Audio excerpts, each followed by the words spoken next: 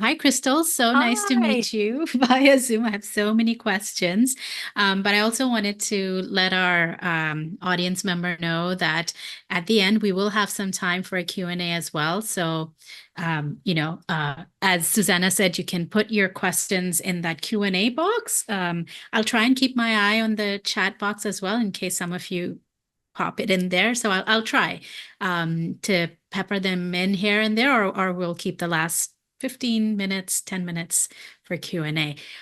Clearly, you have a dedicated following because not only do we have people from Toronto, but as Susanna mentioned, people from New Jersey and Michigan have tuned in. So you have a bit of a fan following, I think. Hopefully. Isn't that what all authors really want, right? Yeah, and I love this one person who called herself an ECBC cult member. I'm like, if if your fans can be part of your cult, I suppose it's a good thing. And it's a kind of I think kind of apropos of our book that we're going to discuss over here. So, in the Garden of Monsters. Now, it's quite likely that most of our audience members are already well aware and have read the book. But for the couple that might not necessarily know what this is about, could you just give us a brief introduction, synopsis, however you want to sort of, just to take us into the world that you have created over here? Yeah, so it's a really wild retelling of the Hades and Persephone myth. And for those of you who aren't familiar with the Hades and Persephone myth, because I'm finding as I'm talking to all sorts of people and book clubs that not everybody knows this myth, which Oh, I find interesting because it was like such a popular oh, totally. thing for me when I was reading. I mean, but I guess I read all the myths and folklore as I was growing up. But the idea of Hades and Persephone is essentially a story about the seasons, where Hades, the god Hades, it's actually a Sicilian myth too, which is interesting. It's not a Greek myth, but the Greeks took it Oh, over. But oh, so interesting. because Hades lives in Mount Etna in Sicily. And one day he sees this beautiful maiden at Persephone at the base of Mount Etna gathering flowers. And he tells his brother Zeus, "Hey, I want that girl. I'm gonna marry her."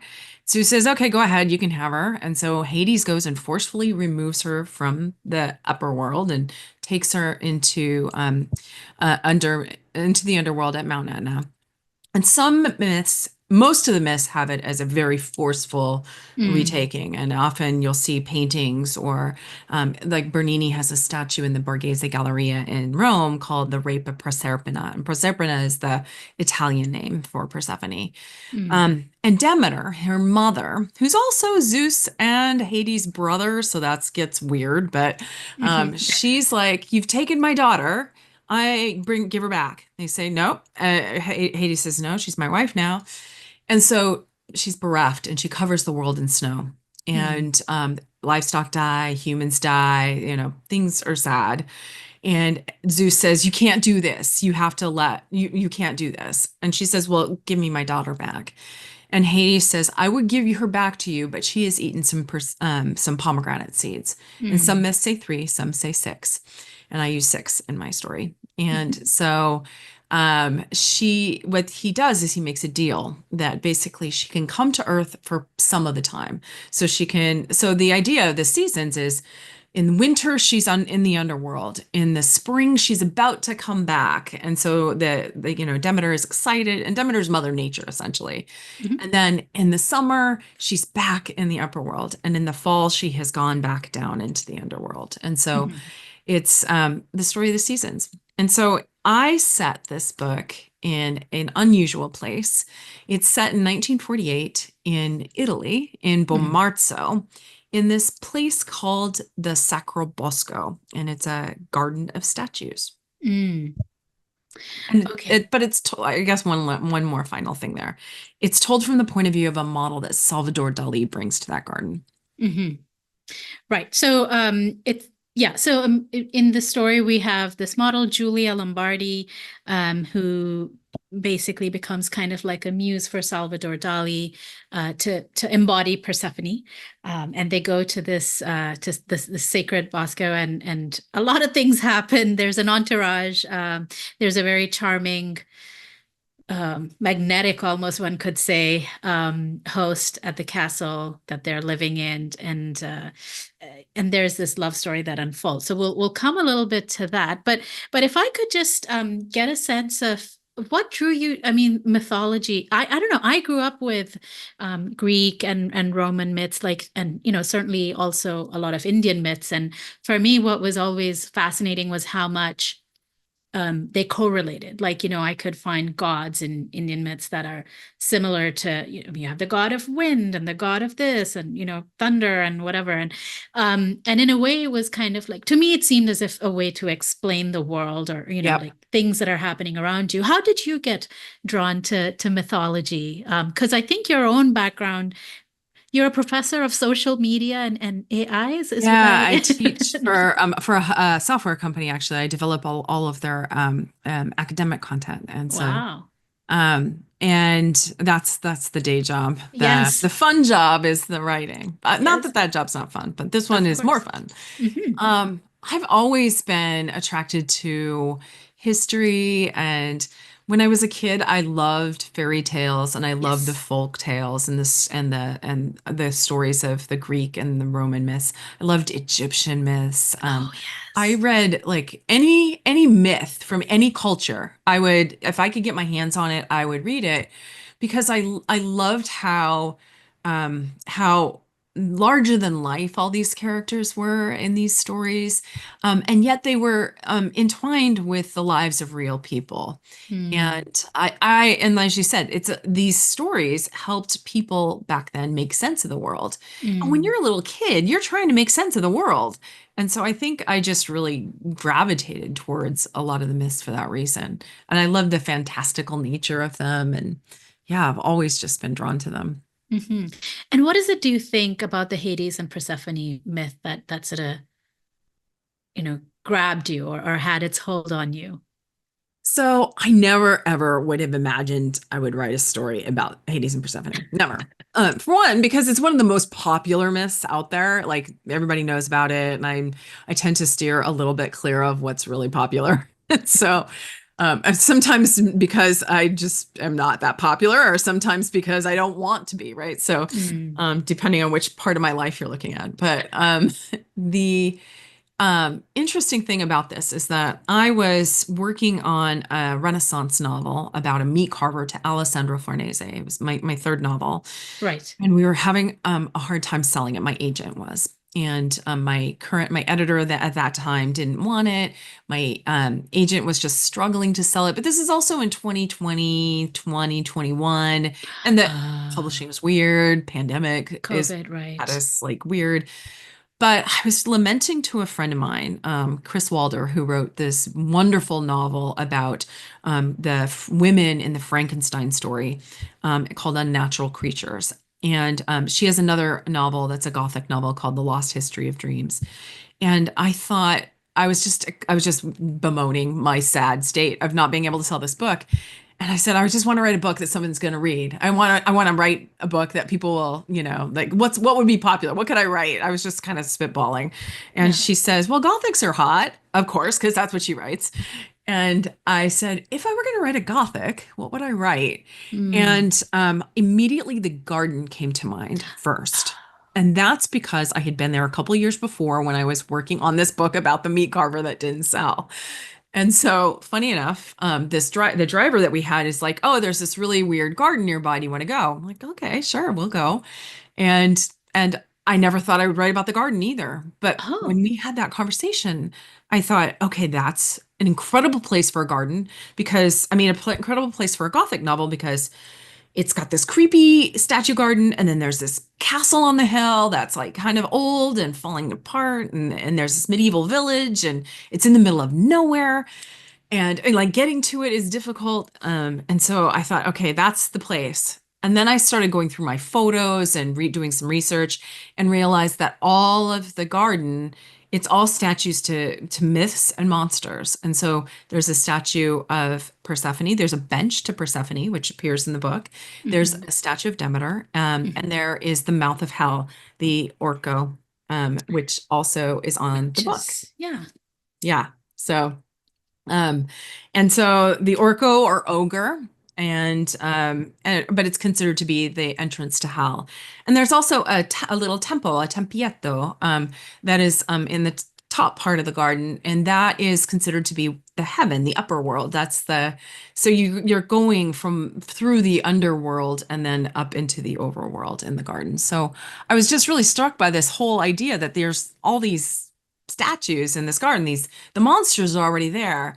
And Mm. then I learned one other little weird thing, and that was that Salvador Dali went there in 1948. And so all of these just pieces just started kind of coming together. Hmm. So That and this was like a complete like this wasn't on your plan. This was a complete detour, which is no, it was like I need to write something, and I need something new. And then the ideas just kind of snapped together, and I wrote this, probably this is the fastest book I've written. It was the first thing I started doing as soon as the lockdown let up. And I went on a writing retreat with a couple of my author friends at the Highlights Foundation, the children's magazine Highlights. Mhm. And I started writing it, and it took me less than a year. So Wow. it just came Okay. together. That is fast. And I understand you might have, I mean, could you describe this garden to us that I mean, I know you said that it was your driver said, "Do you want to see this weird thing?" And, could you just give us a sense of like going there and then I seeing? can show you, Oh. actually. So let me do that. Let me share my screen, hit some slideshow. Okay, so the Sacro Bosco, which means the little wood, or sacred wood, was created by this guy, Lorenzo, or no, excuse me, Vincino Orsini. This is a painting by Lorenzo Lotto, and Oh. he's considered to be the guy who created the garden. Oops. Here is the Orco, the ogre, and he has ogni pensiero vola on the top of his mouth, which is features in the book because if you're standing in the mouth of the monster, and there's a table there, you can see that the features it looks like his tongue. Oh. If you're standing down the path and you're whispering, and somebody inside is whispering, you can hear everything that's being talked about. And the guy next to him, or the monster next to him, is Proteus Glaucus. And he is the monster that is like, all ye who enter here, turn back now, because things will be bad. And so this is the first monster they see when Oh. Julia and her friends come into the garden. Hmm. Hmm. Here is one of the dragons. He's fighting off a wolf and a lion. Here's me sitting on the bench to Persephone.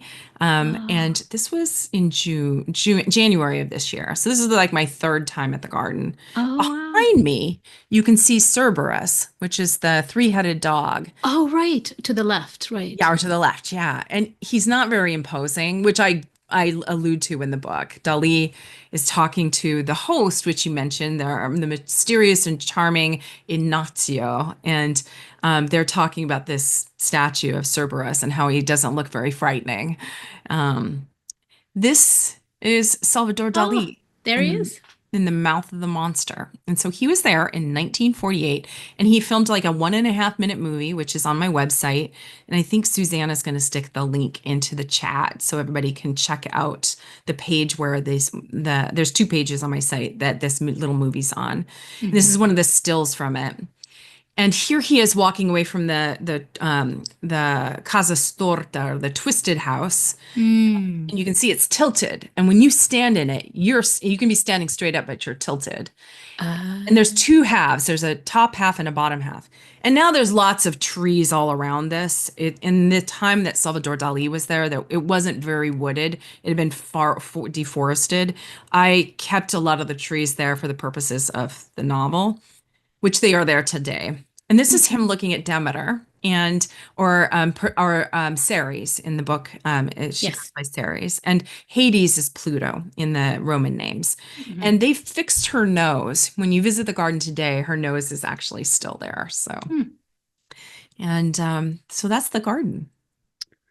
Wow. So I mean, I can certainly see why it would be so inspiring and this idea of sort of writing it like it coming together. But could you talk a little bit about creating this world? These characters, Julia, who's this beautiful model, and then you have this real figure of Dali there. You have Gala, his partner in so many different ways. Ignazio, yeah, Jack, Paolo, like this. How did you like talk about creating the world that your Gothic novel inhabits? Yeah, so the thing about Gothics is that they tend to be well, they're kind of creepy and ghosty, and Mm, but they're very centered around a place. mm, And often a time frame is part of that. Sometimes, like, in Frankenstein, for example, there's many months. But for the purposes of this novel, I really wanted to shrink up the space that they're in and really have the garden and the castle be a real character unto themselves, and which they become. The garden is a character in itself, just by the very nature of the kind of garden it is. yeah. But the I wanted to just have it be a small cast of characters in this small space of time. It takes place over the course of 1 week, Hmm. and in these two places. It's the only two places you see these characters. The exception at the very beginning, you see Julia talking to her roommate Lillian in Rome at the Spanish Steps, where Salvador Dali is meeting her and picking her up to take her to Bomarzo, the town. It's an hour north of Rome in the Lazio region, near Viterbo, not too far from Viterbo. And then at the end of the book, you see, I can't tell you what you'll see, but Hmm. there's at the end of the book, you're not in the garden, the very end. Hmm. Um, and I liked the idea of keeping it with a small cast of characters. So you have Jack, who is the guy, he's the burly guy, the guy next door, and he's from Idaho, and he helped, he was in the army and he helped retake Rome from the Nazis. And he's just your guy next door, the jock that Yes. I didn't have that many of those kinds of friends when I was in high school, but he was the guy that everybody loved, the popular, Yes, handsome we're man. we're aware of them from a bunch of movies. So the stereotypical handsome burly Yeah. guy. And then Paolo, who's like he's more of he looks a little bit more like Sinatra, and Mm, and this is in 1948, some of the slang is like in from that era. mm, Ignazio is the host that's at the garden, and then you have Dali and Gala, and Gala is Dali's wife, and that's pretty much it, with the exception of some servants that are taking care of things at the house. There's that's essentially it. And I liked the idea of keeping it small and intimate because it really helps, I think, ratchet up a lot of the tension that the mm, characters feel. mm. There's certainly that page turner quality to it. Could I ask about casting Dali? I mean, you mentioned we saw him in the garden over there. Could you sort of talk a little bit about, finding out about his visit and then what made him, um, yeah, like, I mean, in some way that's casting central, right? But what made him such a compelling character for you? Um, so Dali is a really interesting guy, like just a strange um character. In life, he was, and he was for me to write on the page. He is so over the top that I wasn't entirely sure I wanted to write about him because I was slightly worried I might get canceled, to be honest. Because if Sure. he were alive today, he would have been. He Hmm. was a racist. He was a fascist. Let me correct that. I don't think he was a fascist. I think he admired, like some people we know in our world today, he admired dictators and he Hmm. admired the power they wielded. I don't think he Hmm. particularly cared about the actions that those dictators took, which says a lot in itself, right? Hmm. But he liked the idea that those people could command such attention because Hmm. he was a narcissist. He was an absolute consummate narcissist.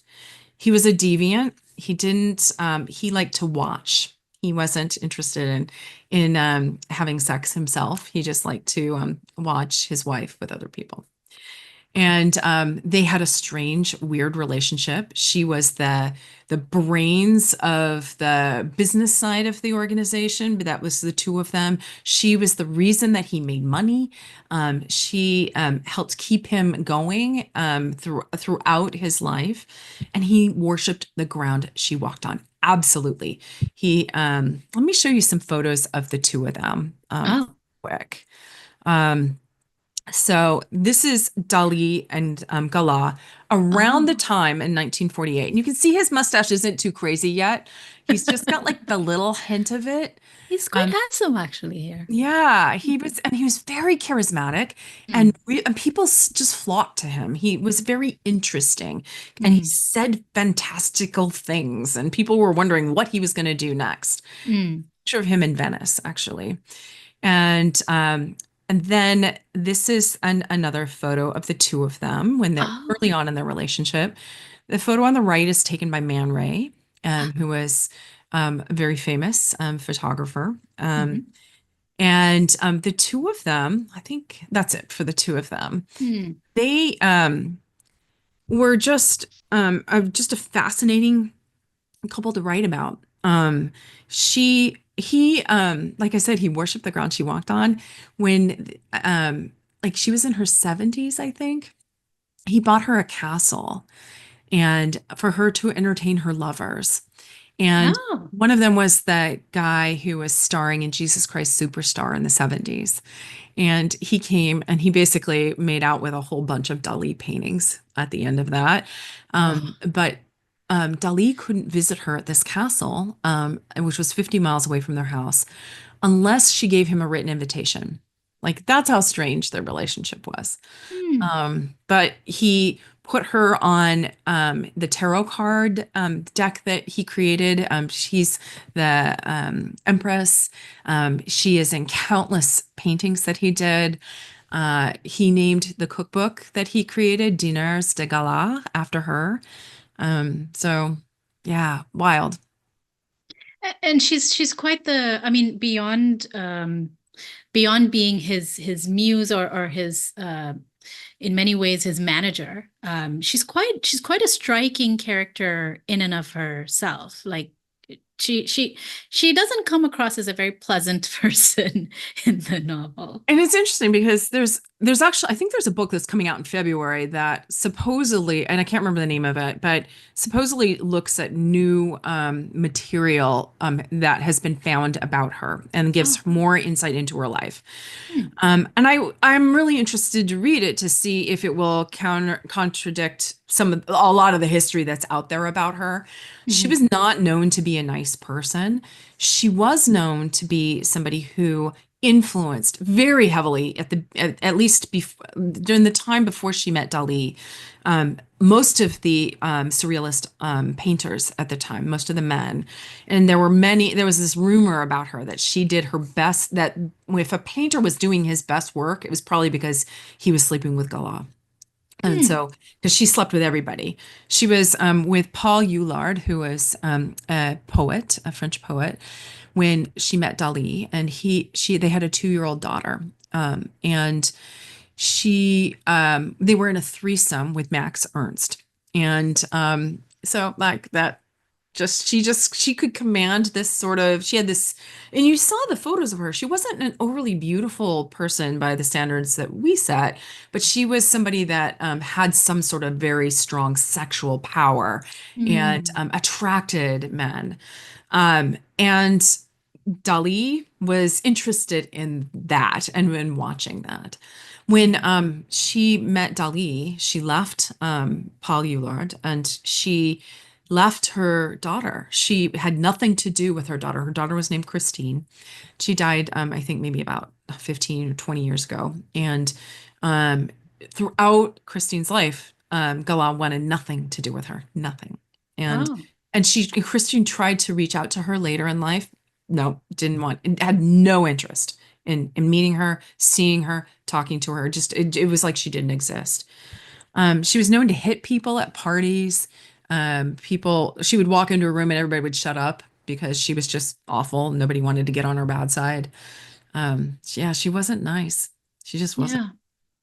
yeah. So I mean, so these are kind of historical figures. You've done research and, come up with all of this information around them. So could you talk a little bit about, as you mentioned, like the events of this book unfold over a week and lots of things happen. Some, um, you know, uh, I mean, it's sort of based off of a based off of a myth. So some supernatural things kind of take place. So could you talk a little bit about marrying, this sort of real piece of history with the your imagination and like the castle sort of and all of that, and then after that we'll talk about the food because that's another really interesting part of the novel. Yeah. So, I mean, the garden is such a weird place. When you go there, you expect like there could be unusual things that occur. During the daytime, it's not scary at all. It's just cool. It's just a cool place. But Right. I can imagine at night, it's really probably super creepy. And they've been doing some events at night. And I'm like signed up to their Instagram page and everything, and I get to see all these photos. I'm like, oh, I wish I could be there. And I really liked the idea of playing on that mystery that occurred. It was a rumor that there was a woman who died in the garden at some point in Hmm. time. And so the locals avoided it. So the other thing I didn't mention about the garden, which is I find so fascinating, and I kind of talk a little bit about this in the book. There's a prologue in the beginning of the book, which you shouldn't skip. If you're somebody who skips prologues, don't skip this one. And that's the when the garden Hmm. begins in 15 between 1540 and 1580, somewhere in there is when it's created. And Vicino Orsini, when he died, his kids, for whatever reason, didn't do anything with the garden. The garden it passed hands into a couple different prominent Roman families, but nobody did anything with the garden. There were people that lived in the palazzo, but the garden was overgrown for 400 years. And it wasn't until like the 30s and 40s when all of these surrealist artists started going there and just became fascinated with it. And so that I just started looking at like the historical things about it. So like Salvador Dali went there. So what did he do when he was there? And who needed to be there if he was going there? He probably had a little entourage. Gala would have been there. He was in town for the Rome Opera. And then I thought, like, what if those statues came to life? Like, if you were in the garden at night, I would be looking over my shoulder because those statues are creepy. Like, they're just big and strange, and they're fantastical. And Vicino and Orsini certainly built the garden with this idea of shocking and awing his guests. And Hmm. so I started putting a lot of that together. There's a scene, so there's a statue of two giants. Oh, I wish I had put a photo in here. There's of two giants in the garden. Could be Hercules and the monster Caucasus, or it could be Orlando Furioso from oh my gosh, Ariosto's poem. Um, so like I started like looking into like what were the meanings of the statues, and they just all had some sort of fantastical thing going on. So it wasn't too much of a stretch to go there, really. And then I started thinking about the myth itself. And I Hmm. knew I didn't want it to be the same. And it Hmm. couldn't be the same because it's in 1948. And I think integrating the myth part was the hardest part. How did I make that work? How to make that work? Hmm. I can't tell you too much about it and No, it the will, book yeah. is will spoil it. But the myth is not the same as what I told you at the beginning. It's got elements of it that are very similar, but it's not quite the same. Hmm. Um, was the pomegranate always such a central kind of a thing for you, or did it emerge as you were? Because I mean, it's a certain part of the myth, of course, and Dali seems fascinated by the pomegranate. For you, like when did it sort of emerge, and which will then nicely lead us to the food in the book. Yeah, so I'm going to show you some of the I'm going to show you some of the Dali pictures Hmm. because I think I have always liked pomegranates. Oh, same. They're brilliant fruit. Slideshow. There we go. Oh, Okay. wow. This is the painting at the beginning of the book that Julia says that she's always just been enamored with. And this is Galah, actually. This is really her. He painted Oh, her. And you can see there's two pomegranates in there. There's, lions coming out, and there's this spindly elephant with a thing on its back. And he painted, and actually in Rome, there's an elephant near one of the churches near the Pantheon that has this kind of obelisk on its back. oh. And and so he was, and then on the right, you can see he's got this pomegranate that has jewels in it. And so Mm, it's kind of the play on words where you have the seeds and the pomegranate. The seeds are jewel-like, but then this mm, pomegranate has jewels, and there's an angel underneath it. And he has a few of these pomegranate paintings. I didn't, I wouldn't have necessarily have gone the pomegranate route, except it has to be in the myth. And mhm. then, of course, I became kind of obsessed with them because I don't do anything halfway. And now I have at least one or two pomegranates, like, that are open, and like, all the seeds are in a container in my fridge all the time. Like, I'm eating them all the time, and I love them. And my husband and I, we've been cooking with them. There is one picture that, if those of you have read the book, you'll know that this particular painting, it's one of his really obscure paintings. It's Mm. actually untitled, and it was painted in 1948. And I thought this is so Ah, perfect because my book is set in 1948. There's a little tiny man on the top that's got a little oh, trumpet, right. Yes, yes, yes. which appears in the book. Hmm. And this painting appears in the book. And I will let you read it to determine where it appears. But in case you're wondering what this painting looks like, this is it. And if you do a search for it, it's actually hard to find. You might have to do Untitled, Pomegranate, 1940. Like, it's really one of his more obscure paintings. Ah, So okay. yeah. So let's come to the food in the in the novel because it truly sounds divine. I kind of sort of wanted to be a part of the party, minus all of the the creepiness and the immense tension around the pomegranate seed. Yeah, could you talk a little bit about creating the sort of food fiesta that we have? Well, so if anyone on the Zoom has read my previous books, you know that I write a lot about food. My first Yes. two novels, Feast of Sorrow and The Chef's Secret, were about culinary figures, and this one is not. But I was like, I'm writing about pomegranates. I'm going to just throw in a ton of food, and I also knew a lot of food history because of all the research I had done for my previous two books. And there's actually a book here. Let me show you. It's called, I'm going to show you the name of it because it's so strange.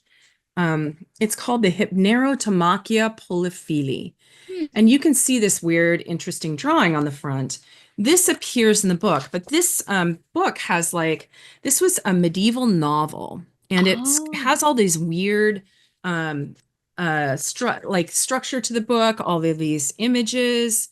Um, and one of the things in the book is this feast in which the servers, so the novel is the story of this guy Polifilio, whose lover has jilted him, and he has a dream, and in the dream, and the book is called The Strife of Love in a Dream, essentially is the subtitle for it. And in his dream, he's trying to get his lover back, and in one of the things, he ends up at this feast, and in every single course, the food changes color, and or not, the food doesn't change color, but like all the servers change color and of their clothing, oh. all of the tablecloths change color, the plates are made out of these like precious stones and they change color. And I love that. I love the theatrical nature of this. And then he describes all the things, all that they ate. So that meal is in the book. Yes. And I talk about the Hypnerotomachia polyphili. They discovered in the library. And so, because I had always just been interested in that story, so I'm like, I'm going to put it in here.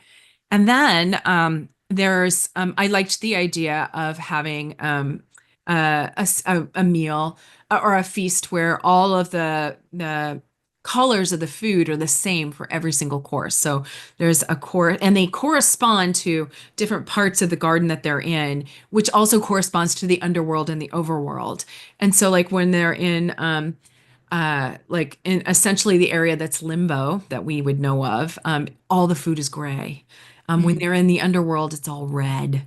And so I just loved playing with the idea of like all of the in history, feasts were about money and about mm, show. And mm, so I got to do all the show in this one. So there's all sorts of crazy food. And one of the meals is also born from the idea of Dali's imagination. And so mm. he had a cookbook that came out in 1973. It's called Le Dîners de Gala. And let me show you that because it's really cool. Um, and okay, slideshow. So here is the cover of the book. So immediately you know it's like going to be some art type of book. And it's huge. It's a big book. And there's art all the way through it. And it was published, oh, this is 1971. You can see it on the front right below it. And you can see he's got his signature. It says Dali, but it also looks like Gala. Mm. And so here's a recipe for avocado toast. I cannot believe this. This avocado toast has 3 avocado pears, 1 lamb brain, 9 ounces of minced almonds, 12 slices of rye bread, and 3 tablespoons of tequila, which is a Mexican liqueur, it's explained. What? So I'm pretty sure you're probably not making that for breakfast anytime soon, I don't know. Sounds it sounds like it'll be quite the start of the right? day. So Oh here's like one of wow. the pictures of the crayfish tower. And yes, those are people down at the bottom. And like he has another one where there's like their babies. So I didn't show that one here. But then there is a crayfish tower. There's actually a real physical photo of a crayfish tower in the book. And here you can see this is peacock. Oh, this is the one. So these are its babies actually that's been cooked for you. So like there's also this kind of weird, disgusting sort of element, but that's also interesting and fantastical. And these are not actually its babies, they're quail. It's just quail, Sure. cooked quail, but that's what it's supposed to represent is it's brooding over its babies. Mm. So he had all these just really, I think that's the last one. Yeah. Um, so yeah. But the food I thought was so cool and so interesting that I wanted to do more with it. And I worked with all these food bloggers and chefs and food historians to create this downloadable cookbook, which I think you can find on any of the links that they're sharing in the chat. But there's, I think, 25 recipes, and my husband and I created some of them. So I have one for, there's a cherry rose tart, which appears on the first page of the book. And that is my favorite recipe. That cherry rose tart is so delicious. Totally out of season right now, but you could use it with frozen cherries. And there's just so much good food. So if you want a real treat, you can head to my website and download that. I will just make a quick note that it's 7:43, and I'll ask like a couple of questions, but if our audience members have some questions, they can pop them in the Q&A, or maybe even in the chat. I can read the chat as well, so I could ask it from there. Could I ask Crystal, I mean, so you live in Boston, you've grown up in the States, but you've said that your love for Italy is perhaps second to your husband. So what, where does this love for Italy and like your previous books have also been sort of situated over there. You've learned the language. Where does this come from? It was that initial obsession. When I started researching Feast of Sorrow, I just and my husband and I had finished the book, and I thought I need to go there. And so my husband's from Italy, and he's like, I've never been. So we went, and from the moment we set foot in Rome, we thought this is where we belong. Like from this, I've thought that every single time that I've been back, and we've been back at least once a year since 2010, and sometimes twice a year. And I just am completely obsessed. And my husband's getting his passport, finally got his citizenship in this spring, and I passed the language test, so I'll be getting mine. And I would love to be able to live there at least part-time at some point in my future. So I just love the culture, the people, the language, the stories, the history. It's just everything about it. I mean, it's a And country that how, has its own problems, but I'll take them. no, but how did you first encounter Italy and what was it that drew you towards it? Because even your first, I mean, you've set your novels there from the Well, beginning. I was interested in ancient history, so I was just writing about ancient Rome, and Mm, then my mother-in-law, she's second generation Italian. She used to speak Italian to me, and I first started learning the language mostly to just to have like some fun with her.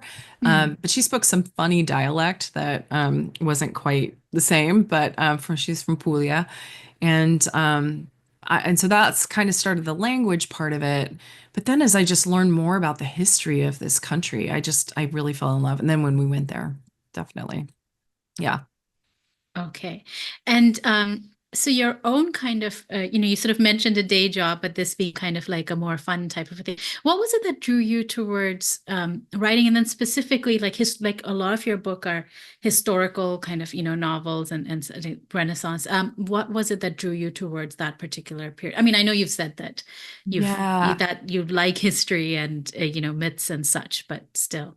Well, I started out, I originally didn't write novels. I wrote poetry and I ran a literary magazine and Mhm. I with a that I with a friend of mine and we the idea of writing a book just seemed so big. It seemed like long, and I have so little patience. I thought I would lose interest halfway through. But I had done my master's in critical and creative thinking at UMass Boston, and I did a thesis on writing exercises for authors that are stuck in the middle. Like, how do you get from point A to point B? And I used all these brainstorming exercises from the science and business sectors and transformed them.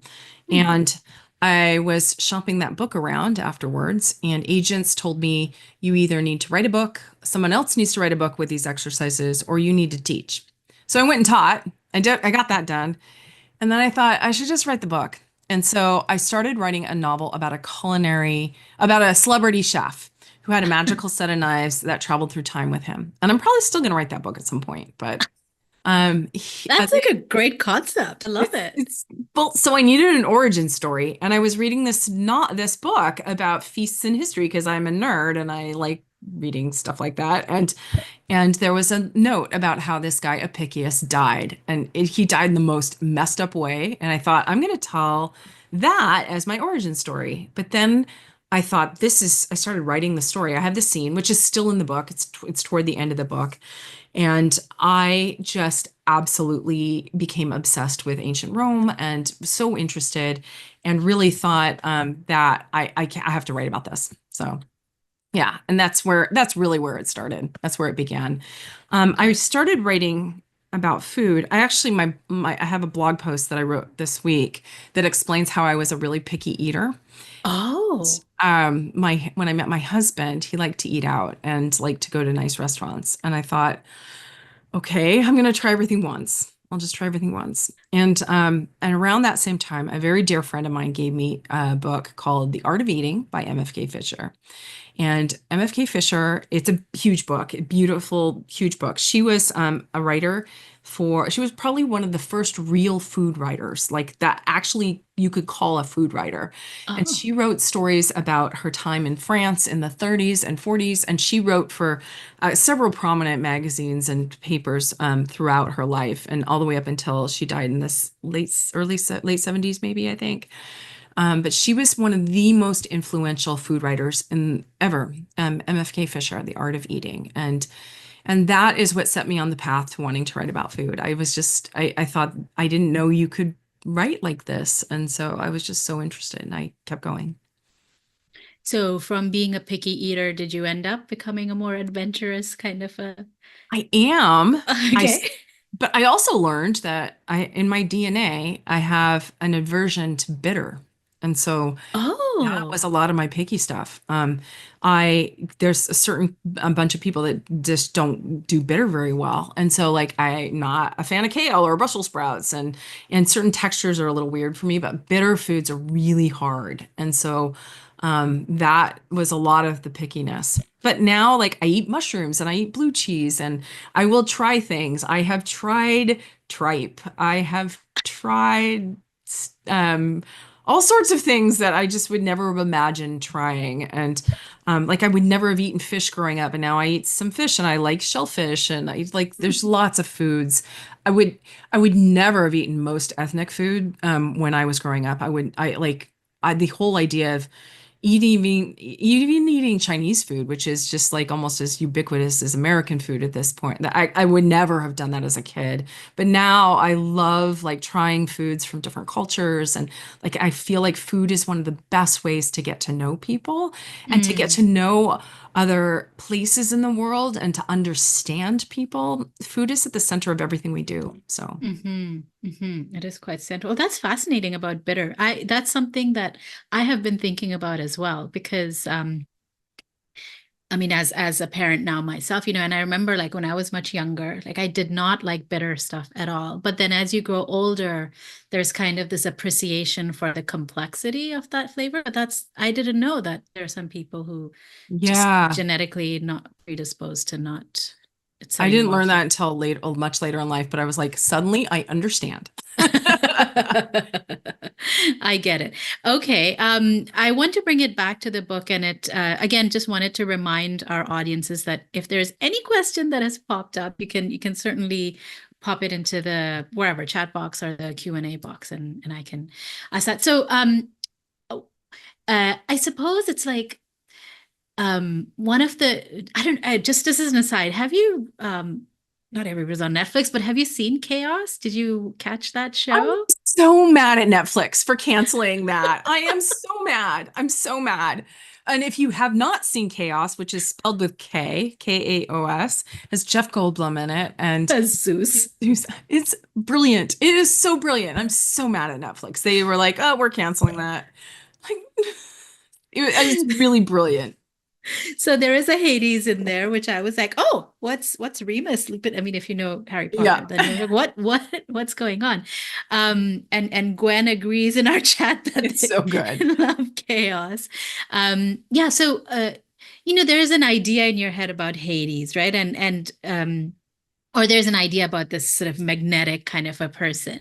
Um, could you talk a little bit about writing Ignacio? Because there's a connection there. We're not going to give it away. We're not going to spoil it. But could you write about Ignacio and Julia and this kind of this tension between them that just I was like, ooh, is I mean it's a gothic, so that sort of Yeah. romance is there. But yeah, just writing that, how much fun did you have with it?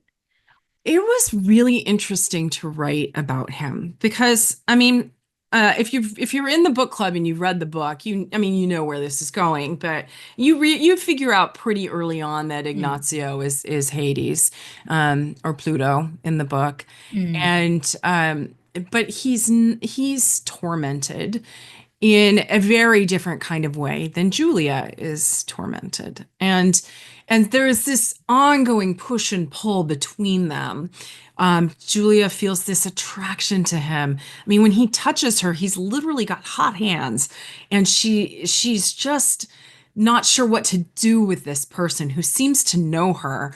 And she's really attracted to him, but she's also terrified of him. Like he is he's the bad boy, like that guy you're not supposed to like, right? And you should And go yet you're nowhere drawn to near. them. Yeah. And he was fun. He was I loved the characters in this book so much. I had so much fun writing every single one of them, actually. They just I felt like yeah, Ignacio is he was definitely my favorite, but I don't know. A lot of people like Jack. So Oh yeah, I mean Jack Jack. also has Jack and Julia have a bit of a thing too. So there's this like triangle that they have to figure out.